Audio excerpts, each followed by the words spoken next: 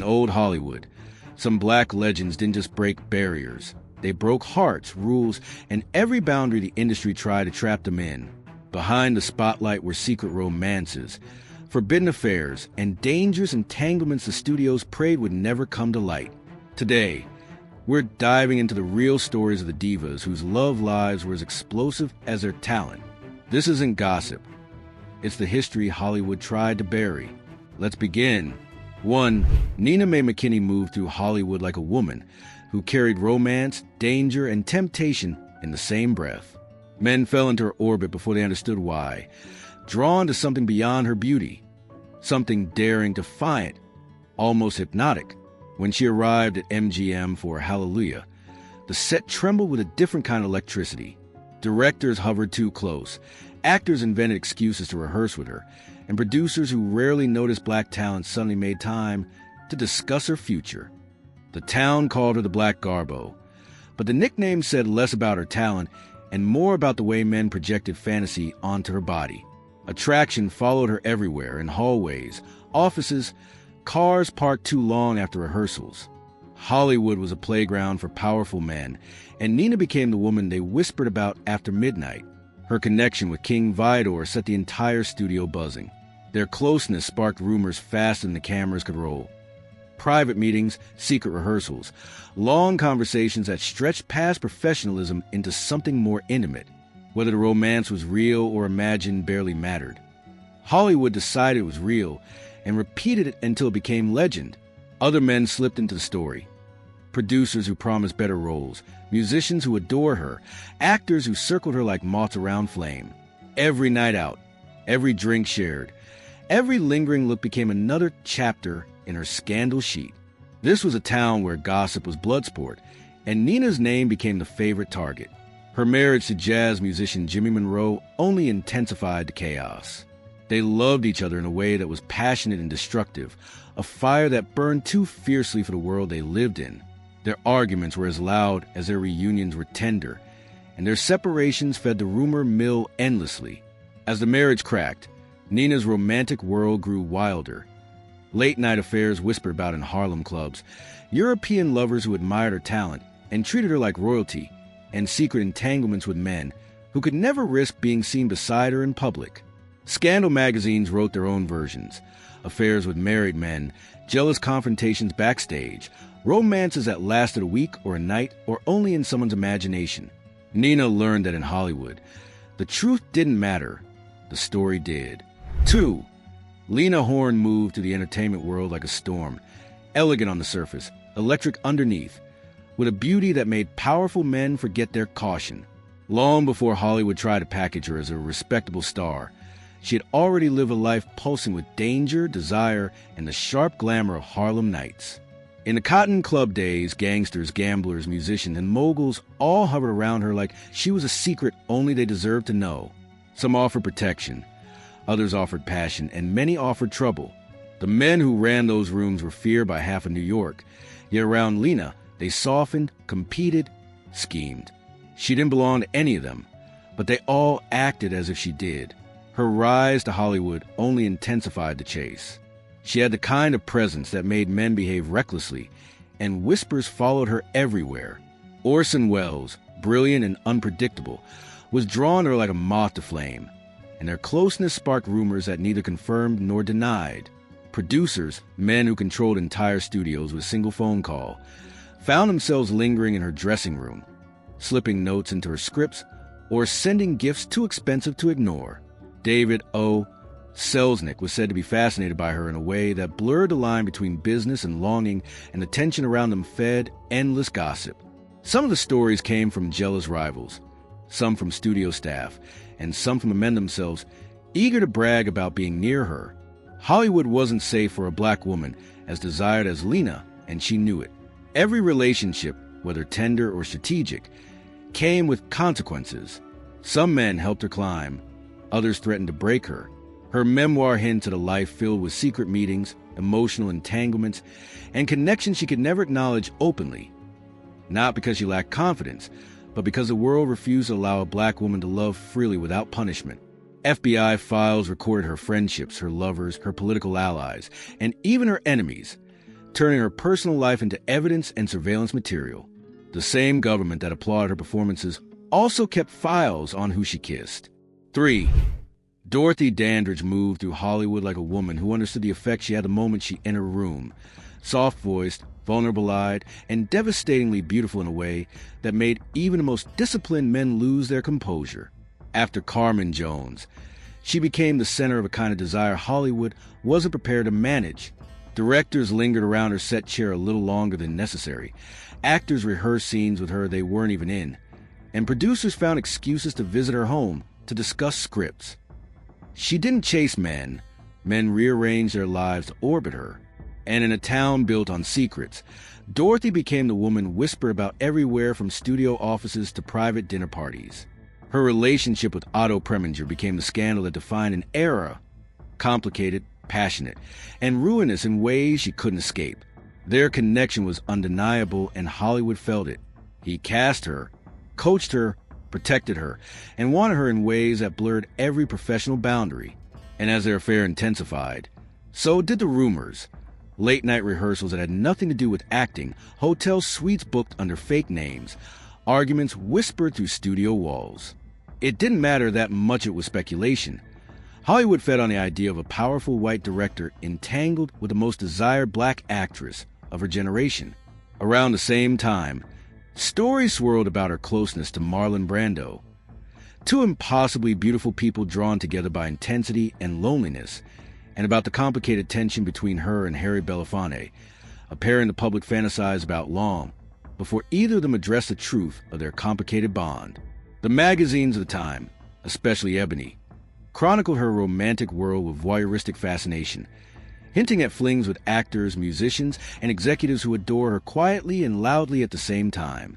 Tracy Prince's biography painted the same picture, a woman surrounded by admirers, navigating relationships that were as intoxicating as they were destructive in a world that refused to let a black woman love without consequence.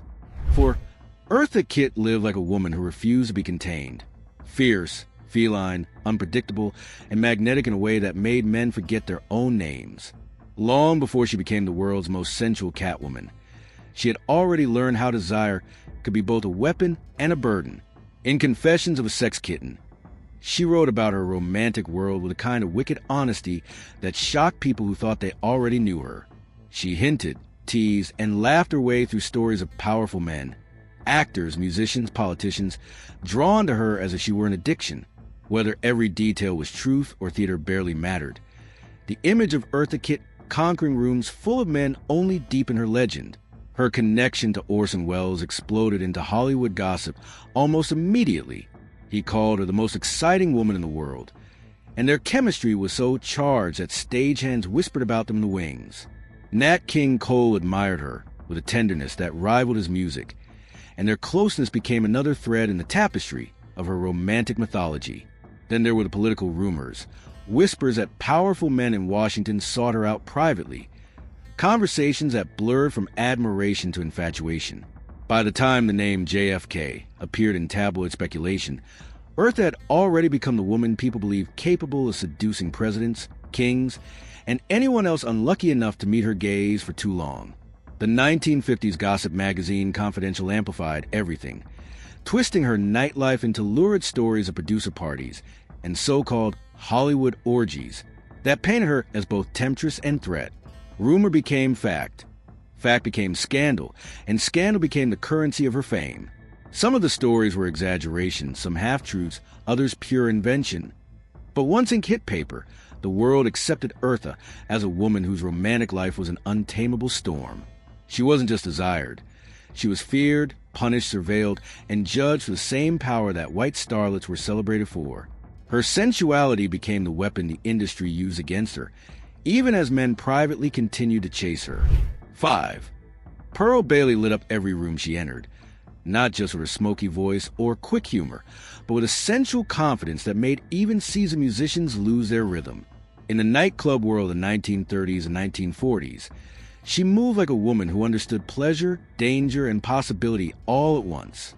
Audiences adored her, but the men backstage adored her even more. They said she laughed with her whole body, flirted without fear, and carried a boldness that matched the neon nightlife she lived in. And as she toured through Philly, New York, and Los Angeles, the stories of her romantic escapades grew into legend, half whispered by bandmates, half confessed in the pages of her own unpredictable life. Her closeness with Louis Armstrong became one of those stories that shadowed her for years. They shared stages, hotel lounges, inside jokes, and the kind of warmth that made onlookers gossip even when nothing was said. Cab Calloway, with his swagger and sharp suits, was another figure whose name became entangled with hers, partly because they occupied the same chaotic jazz world, and partly because sparks always seemed to fly when their paths crossed. White band leaders, club owners, drummers, pianists, Pearl collected admirers the way other women collected jewelry. If she liked someone, she didn't pretend otherwise. If she wanted affection, she reached for it. And if she took a man's heart for the night, she returned it bruised but grateful. Her autobiography, The Raw Pearl, revealed more of this wildness than the public expected. She joked about sampling the menu, turning her love life into a series of punchlines delivered with a wink and a shrug. It was her way of owning the choices others tried to shame her for. Friends who traveled with her recalled nights that stretched until sunrise, hotel rooms filled with laughter, romances that lasted a week or an hour or a single song. In the jazz scene, where loneliness and longing live inside every chord, Pearl found connection wherever she chose to look for it. And the men she encountered didn't mind being a chapter in her story. Many bragged about it for years. 6. Josephine Baker lived like desire itself had chosen her as its favorite instrument. Long before America understood her, Paris had already crowned her its untamed goddess. Brown skin shimmering under stage lights, hips rewriting the language of seduction, laughter loud enough to drown the critics who tried to contain her. She arrived in Europe hungry for freedom and discovered a world ready to worship her, and with that worship came a constellation of lovers drawn from every corner of art, politics, crime, and cinema. She didn't hide her appetites. She moved through life tasting every flavor denied to her back home, and Paris loved her for it. Men adored her, women adored her, and Josephine adored the fact that she didn't have to choose. Her relationships with women became part of her legend, bold, unashamed, and woven into the artistic circles that shaped her. Frida Kahlo, intense and mesmerizing, matched Josephine's fire with her own, and their time together in Paris became the kind of romance whispered about for decades. Colette admired her with novelist hunger, drawn to Josephine's wild grace in a way that blurred the line between muse and lover. These were not secrets in the shadows. Paris was a city that celebrated pleasure, and Josephine fit into it like a queen returning home. Her lovers gifted her paintings, poems, music, and devotion, each one adding another thread to her legend. Hollywood men, curious, captivated, often intimidated, fell into her orbit on their trips abroad. Humphrey Bogart was one of the names caught in the swirl of rumors, a man who admired her long before America tried to clean her image to fit its narrow expectations. But Josephine's world was bigger than Hollywood.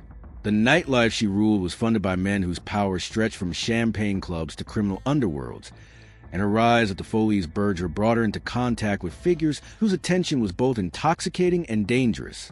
Some adored her, some tried to possess her, and others simply wanted to stand close enough to feel her heat. The fascination followed her offstage, into hotel rooms, private salons, and lavish parties filled with artists, aristocrats, and outlaws. 7. Hattie McDaniel lived a life far more daring and complicated than the Hollywood image carved out for her. The world knew her as Mammy, the smiling servant who softened Gone with the Wind, but the woman behind that role was sharp-witted, bold-spirited, and fully alive in a nightlife where studio rules didn't reach. When the camera stopped rolling, she stepped into a world of jazz clubs, private parties, and after-hours gatherings where actors, musicians, and misfits mingled without the segregation applied to daytime Hollywood. She was warm, funny, magnetic, and men were drawn to her, not because she fit their fantasies, but because she made them feel like they could finally breathe.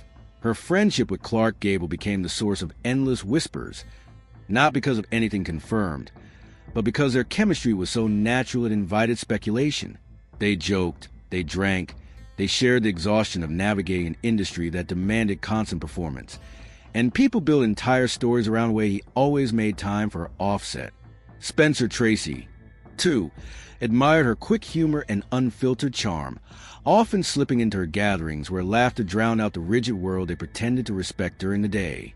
In those dimly lit rooms filled with cigarette smoke and piano chords, Hattie stopped being a symbol and became simply a woman, and that freedom made her irresistible in ways Hollywood never acknowledged publicly. The black jazz scene embraced her even more fiercely. She spent nights surrounded by musicians who understood her loneliness, men who adored her as an equal rather than accessory.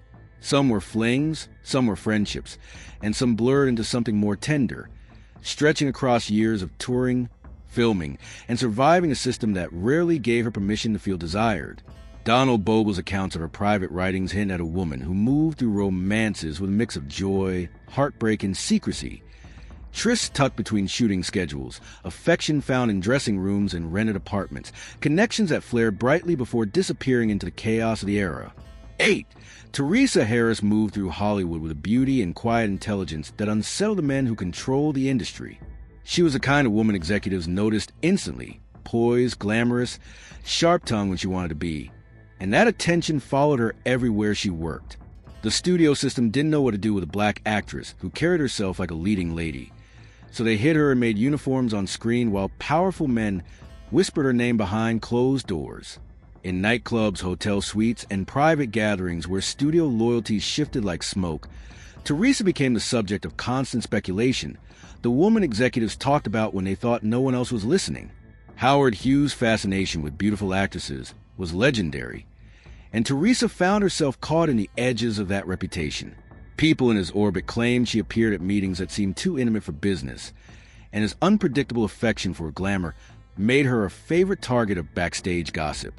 Daryl Zanuck's interest in her sparked even louder whispers. He was known for mixing desire with casting decisions, and Teresa's elegance and fire made her impossible for him to ignore. Studio employees traded stories about late-night visits, exclusive invitations, and private conversations that blurred into rumor the moment doors closed. Whether those encounters were real or imagined, Hollywood treated every sighting like proof of a deeper entanglement. Her time working around babyface fueled even more scandal. Alfred E. Green, with his reputation for getting too close to actresses he admired, became another name tangled in hers. Crew members swore they saw a chemistry between them, the kind of subtle heat that didn't need words. Teresa carried herself with confidence on set, and that alone invited stories. Men who directed, financed, or owned the stage as she walked on often turned professional interest into something more personal, and outsiders built entire narratives from a glance or a shared laugh. By the time the gossip reached nightclub bars and studio hallways, her name had grown into a legend of complicated affections and secret entanglements. 9. Hazel Scott moved through every room, concert hall, nightclub, film set, political salon, like a woman who understood exactly how much power she carried. She was brilliant in a way that made people stare before they even knew her name. When she sat at a piano, worlds rearranged themselves. When she walked away from it, men followed, tripping over their own awe and desire. Harlem saw it first. The danger in her beauty, the confidence in her stride, the fire in her voice. She was a kind of woman who did not wait to be invited into power. She stepped into it. And in the shadows of that power, her romantic life became the favorite subject of gossip columnists who couldn't resist turning admiration into scandal. Her connection to Adam Clayton Powell Jr. was the kind of story Harlem talked about with both pride and envy. He was charismatic, commanding, already iconic, and Hazel matched him beat for beat. Their chemistry was immediate. Two brilliant people colliding with force, and their romance ignited conversations across New York. But Hazel never belonged to just one world. When Marlon Brando appeared in her orbit, young and intense and reckless, their attraction became another thread in the tapestry of her legend. People swore they saw sparks on nights when Hollywood and Harlem collided, evenings that blurred into dawn with music, dancing, and whispered conversations too intimate to be misinterpreted. Her dealings with white executives added even more fuel to the fire. She was fearless in boardrooms and lounges where black women were expected to shrink. Instead, Hazel demanded the best contracts, the best treatment, the best respect, and the men across the table from her were often as captivated as they were intimidated. Rumors grew from glances, from meetings, from her refusal to bow. By the time the New York Mirror began documenting her nightlife in the 1940s, she had already become a symbol of jazz royalty, the woman whose after-hours adventures attracted politicians, musicians, actors, and men with enough influence to change entire neighborhoods. 10. Butterfly McQueen lived a life far more unruly, passionate, and complex than the shy, frantic prissy she played on screen. Hollywood froze her in that single image, but the woman behind it was sharp-witted, stubborn, rebellious, and far more worldly than the studios ever wanted audiences to believe. When Gone with the Wind ended and she stepped out of the shadow of Prissy, she entered a world of nightlife, theater circles, and private salons where artists, actors, and lovers moved freely across racial and social lines. In those spaces, Butterfly was not a caricature. She was a woman men desired, pursued, and remembered long after the lights went out. Her association with Laurence Olivier became the kind of rumor that could only have been born in the chaotic intimacy of post-war theater culture. Olivier admired her intelligence, her humor, and her refusal to be intimidated by anyone, not even him. They shared dressing rooms, rehearsal spaces, late-night conversations that stretched past exhaustion, and the kind of connection that made outsiders whisper even when nothing was confirmed. And because Vivien Leigh's tempestuous life swirled with its own storms, the idea of Butterfly orbiting Olivier added irresistible fuel to the gossip circles of London and New York. People built entire scandals from a single lingering look, a shared car ride, or a door closed too quietly. Her private life among black actors was equally tangled with speculation. Butterfly found companionship and connection in communities where she could finally breathe as herself rather than Hollywood's version of her. Fellow performers admired her independence, her quick tongue, her unexpected sensuality, and her refusal to be controlled. Some relationships were tender, some complicated, some brief but intense. Relationships born from long nights in rehearsal halls, touring companies, cramped apartments filled with laughter and exhaustion, and the shared struggle of being black artists in a world that denied them dignity by day but hungered for their brilliance by night. 11. Evelyn Preer moved through the 1920s like a flame, bright, restless, and impossible for anyone in her orbit to forget. Chicago's theater world revolved around her, not just because she was a Lafayette Player's greatest star, but because she carried a hunger for life that made men reckless. Directors watched her with a mix of awe and longing, each one trying to pull her closer under the excuse of late rehearsals, private coaching, or script revisions that always seemed to require a closed door. The more she resisted being controlled, the more intensely they pursued her, and in backstage corners filled with cigarette smoke and whispered ambition, her name became the secret everyone wanted to repeat. Oscar Micheaux felt that force harder than most. Their collaboration crackled with tension, arguments that lasted too long, rehearsals that stretched into dawn, and a chemistry so charged that even outsiders felt it from across the room. They inspired each other, challenged each other, set each other on fire creatively and emotionally, and the company talked about them in tones meant for scandals rather than scripts. Whether they were fighting or laughing, people swore the air thickened around them, and as their partnership deepened, so did the stories. Stories of closed offices, lingering touches, and nights no one could quite explain. Her encounters with white producers pushed the gossip to another level entirely. These men, used to having their desires obeyed and their positions feared, found themselves disarmed by Evelyn's beauty and confidence. They invited her to meetings in private suites, sent her gifts without signatures, and behaved as though ambition and attraction were the same thing.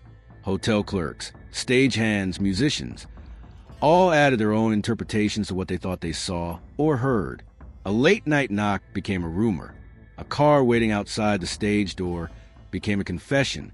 Chicago fed on these stories, reshaping them into tales of a woman who moved through powerful men like a force of nature. 12. Florence Mills glided to the Harlem Renaissance like a soft explosion, graceful, delicate in frame, but carrying a magnetism that drew entire rooms toward her. On stage, she was pure light, but off stage, she was a quiet center of a whirlwind of affection, admiration, and longing. Men and women alike felt something when she walked by, a sweetness sharpened with mystery, a gentleness that had an intensity only those closest to her ever saw. In the 1920s jazz world, wild, liberated, electric, Florence became the muse everyone wanted to love, touch, protect, or claim. And in dressing rooms, rehearsal halls, and smoky after-hours clubs, her name was spoken with a tender reverence reserved for heartbreak. Her bond with Duke Ellington became one of the era's most whispered stories. Their connection was undeniable. Two artists pulled together by rhythm, ambition, and the emotional heat that lived inside jazz itself. They spent nights talking in dim corners of clubs, sharing melodies, secrets, and the kind of closeness that left witnesses guessing where friendship ended and something deeper began. Musicians swore they felt the spark between them long before they ever heard it in Duke's compositions. Whether they were lovers or simply twin flames of creativity, the chemistry between them became part of Harlem's mythology. But Florence's world extended far beyond the musicians who adored her.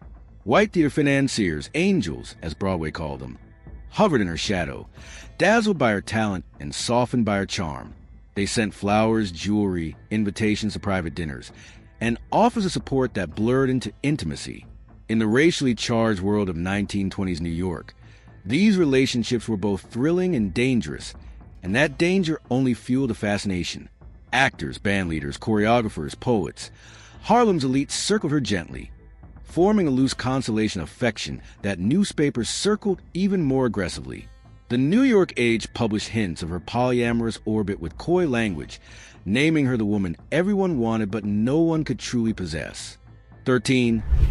Libby Holman moved through the 1930s like a woman made entirely of smoke and danger, her voice low and trembling, her beauty strangely fragile, and her presence charged with something that made people lean closer without meaning to.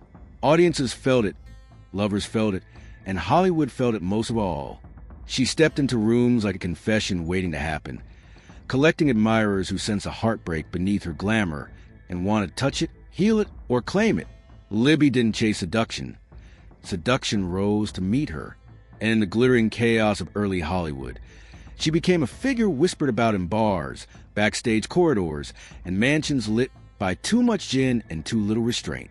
Her relationship with Montgomery Clift became the kind of story that made even jaded insiders pause. He was young, beautiful, fiercely private, and yet he fell into Libby's orbit with a devotion that startled those who knew him. Their bond was intense, emotional, and filled with a tenderness that confused the world around them. They shared nights of laughter, mornings of bitter arguments, and long stretches of intimacy that felt too raw to be gossip, yet became gossip anyway. People watched them like a tragic play unfolding in real time, unable to decide if Libby was saving Monty or if Monty was trying to save her from herself. Tallulah Bankhead, wild and reckless as a match dropped in gasoline, was another force in Libby's world. Together they were a spectacle. Two women who loved pleasure, rebellion, and each other in ways that blurred every boundary. Parties spiraled when they arrived, ending with whispered scandals, shattered glasses, and disappearances into dark hallways when music couldn't reach. Their connection was physical, emotional, theatrical, and impossible to ignore. Tallulah boasted, Libby laughed, and the world watched them burn through nights so vivid that even decades later the stories feel too wild to be embellished. 14. Marian Anderson carried a quiet fire that made people underestimate the depth of her desires. On stage, she was statuesque, controlled, almost sacred, her contralto voice so powerful it felt like the earth itself was singing through her. But off stage, she lived with a gentleness and complexity that made her irresistible to people who understood brilliance. She did not flaunt passion the way some performers did. She moved with subtlety that made intimacy feel like a secret blessing. And in that softness, admiration often shifted into longing, creating a whispered chain of rumors that followed her from concert halls to diplomatic salons across the world. Her friendship with Arturo Toscanini became the kind of story that insiders spoke of in lowered voices, more out of awe than scandal. He admired her with a fervor that exceeded professional respect, calling her voice a gift from God and treating her with a tenderness that drew attention. Observers swore their chemistry was undeniable. Two artists bound by the rare and frightening experience of recognizing genius in another person. Their closeness fed speculation, not because of anything they confessed, but because neither seemed able to hide the quiet intensity between them when they shared a room or exchanged a glance during rehearsals. Paul Robeson added another layer to her mythology. They were kindred spirits, two giants of black artistry, navigating a world built to shrink them. Their bond was emotional, intellectual, and charged with a connection deeper than most friendships could survive. They toured together, sang together, sat together in political circles where passion and danger mingled freely. They argued, laughed, and confided in one another with a closeness that made others wonder if there was more beneath the surface. Whether their intimacy was romantic or simply profound, the world around them romanticized it until it became something larger than truth. Her interactions with diplomats, patrons, and political figures expanded the rumors even further. Marian moved through elite social circles with an elegance that unsettled those unaccustomed to a black woman commanding such reverence. Private dinners, handwritten letters, and quiet conversations in embassies fed stories that State Department officials recorded with an obsessive curiosity. Declassified files hinted at a woman whose life contained tender complexities the public never saw. Connections with men of power and influence who admired her not just for her voice, but for her quiet strength. Through it all, Marian Anderson remained discreet, self-possessed, and deeply human, carrying a private world of longing and companionship behind the angelic voice that reshaped history. 15.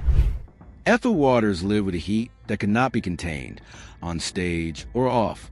She came into the 1920s like a woman who had wrestled the world into letting her live on her own terms, and that fearlessness drew people in faster than fame ever could. In smoky clubs, backstage corridors, and borrowed apartments lit by cheap lamps, she moved with an aura that made admirers bold. Musicians, actresses, and directors all found themselves caught in her gravity, fascinated by the woman who turned pain in performance and loneliness into longing. Her closeness with Pearl Bailey during their early years on the circuit became one of those whispered Harlem stories. Two rising stars tangled in affection, rivalry, and the intoxicating chemistry of youth and survival. Count Basie entered her life in that same storm of music and midnight chaos. Their connection was volatile, warm, and impossible for anyone around them to ignore. They laughed together, argued loudly, drank through the sunrise, and shared a tenderness that slipped easily between friendship and something more complicated. Basie admired her strength, her discipline, her fire. She admired his charm and his steady presence in a world that rarely offered stability. Their time together left echoes, stories told by bandmates, hinted at by columnists, and remembered by anyone who saw them exchange a look that said more than either ever dared to admit out loud. In Hollywood, directors were drawn to her with a fascination that blurred the line between professional interest and personal desire. She entered casting rooms like someone who already knew her worth, and that confidence unsettled powerful men and used being challenged by a black woman. Some pursued her quietly, others recklessly, and she navigated their attention with the blunt honesty that defined her life. Her autobiography and the gossip columns of the era painted a portrait of a woman who loved intensely, took affection where she found it, and refused to apologize for wanting connection in a world that tried to deny her everything except her talent. Ethel Waters did not simply seduce. She survived, she sought solace, and she lived with a passion that left lovers breathless and history unable to forget her.